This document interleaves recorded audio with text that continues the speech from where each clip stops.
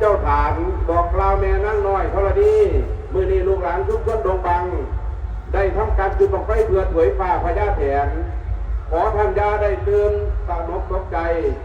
ขอให้การจุดบังไฟมือนี้เป็นไปด้วยความราบรื่นตลอดปลอดภัยยาได้พบนั่นเจอดีสิ่งบ่ดี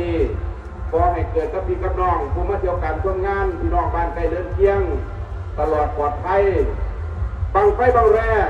ทีมงานของนครเบิงบังอยู่ไปให้เกียรติทำการจุดเปิดงานในมือนี้เลขกำกับ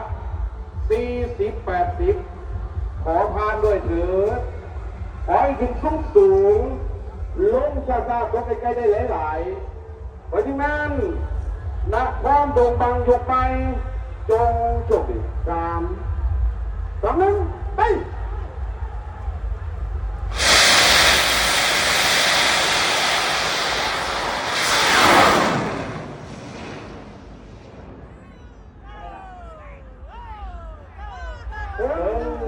ไปแล้ว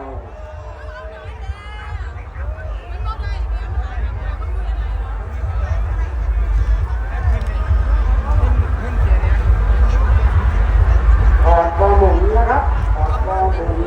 นักพัฒนำเพียงนะครับโรเบิร์ตเป็นไพ่เป็นบ้างขับนมตัวไหลเลยนะครับโอ้ยควันมากสินมตัวไหลยาวๆคืนรับประทาน